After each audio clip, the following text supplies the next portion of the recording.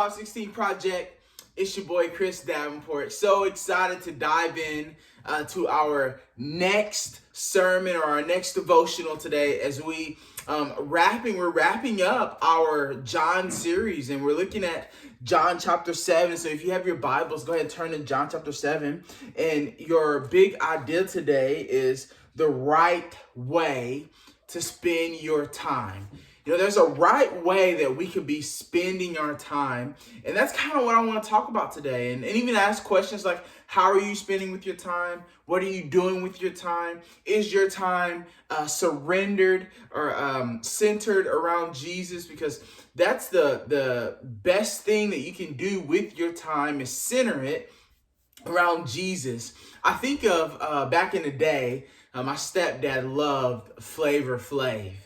Like, if you know anything about Flavor Flav, right? He was a rapper. He even had a TV show called Flavor of Love.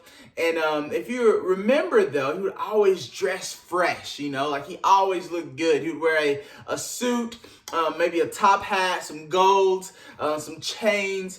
But he always had this one big chain that was a clock. Do y'all remember this? Flavor Flav had the clock. And on the MTV show, they asked him, you know, why do you wear that clock? Like, why are you always wearing this clock? And he responds to them this way: the reason why I wear this clock is because it represents time being the most important element in our life. Time can't afford to be wasted, but not only that, but God only gave us one life. Each minute we live, we got to live each second to our best value. Now, I may not agree with everything that Flavor Flav does or everything that Flavor Flav says, but what he says about time being valuable and the most important thing, that's so true, right? Like, it's so true. And so today I just want to talk about what is the right way, the best way to really spend our time as we continue or finish up with the last part of the Way series. Looking at John chapter 7. So if you have your Bibles, you can turn there. If you don't own a Bible, 516 would love to give you a Bible. And if you don't know where John is, it's in the New Testament, the fourth book in the New Testament. But you can go in the table of contents, find John, and then go to John chapter 7 as we look at the best way to use our time. So verse 1, it says this: after this, Jesus went around in Galilee. He did not want to go about in Judea because the Jewish leaders there were looking for a way to kill him. So let me pause here just for a second. Jesus was not afraid of any Jewish leaders. Like, Jesus, he didn't fear them. He wasn't scared. He wasn't intimidated by the Jewish leaders. He ain't worried about any Jewish leaders, worried about them looking to kill him. But Jesus really did care about time. And Jesus even had a specific time, that he was going to give his life so that we could be free. In fact, Romans 5:6 says this: you see, at just the right time, when we were still powerless, Christ died for the ungodly. At just the right time. God is always right on time. And God knows what's best and knows the best time for all of us. And so, number one, the way that we need to use our time is we first have to trust in God's timing.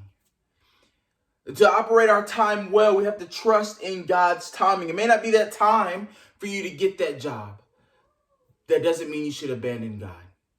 Right? It may not be that time for you to get that house. This doesn't mean to abandon God. It may not be that time for you to have kids. It may not be that time for you to do X, Y, and Z.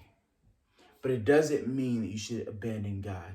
Because his time matters. His timing is what is best. He comes through at just the right time. I think if you look at Abraham and Sarah. I mean, Abraham was 100 years old before he had his first kid, Isaac.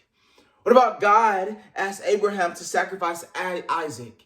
And then at just the right time, God provides a ram. At just the right time, y'all. His timing matters. What about Moses when they escaped out of Egypt and the Egyptians chased them down and they had nowhere to go? They were trapped. At just the right time, the waters opened up And at just the right time, the waters close. At just the right time. God's timing matters. Let's keep going. Verse 2.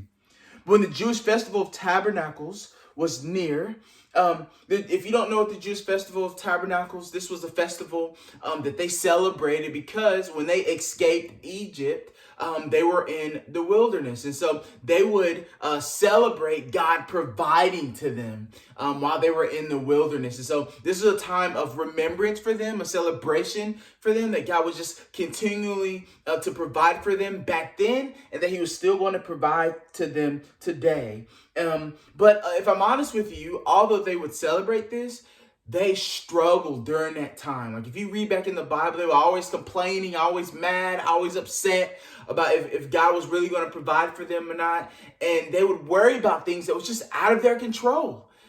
Like they didn't control that. God controlled that. And so they should have trusted in him. And so number 2, you can write this down. The wrong way to spend your time is to worry about things out of your control. The wrong way to spend your time is to worry about things out of your control, like other people's actions towards you.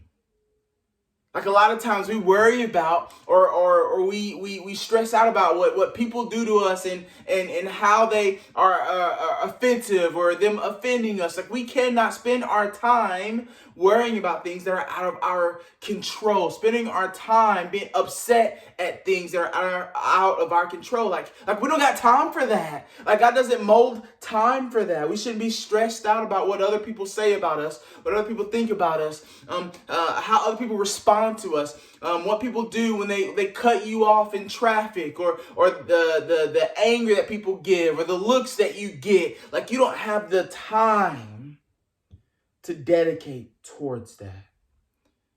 We got to be more centered with our time on Jesus, not about any of those things. Those shouldn't take up our time because our time is precious. Verse 3. Jesus' brother said to him, "Leave Galilee and go to Judea so that your disciples there may see the works you do. No one who wants to become a public figure acts in secret. Since you're doing these things, show yourself to the world, for even his own brothers did not believe in him."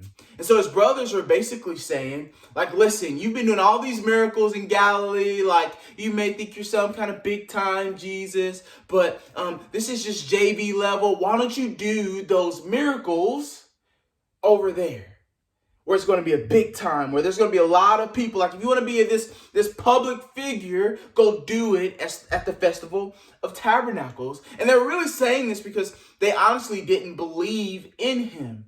And one of the reasons why they didn't believe in who he was, like, because you think like, wow, didn't Jesus grow up with them? Like, how did they not know, or how did they not like see anything? Or remember, Jesus wanted to wait at just the right time to reveal who he was. So even his brothers kind of struggled with that a little bit until later. I mean, James, his brother, half brother, remember, not like brother, same father, different mother.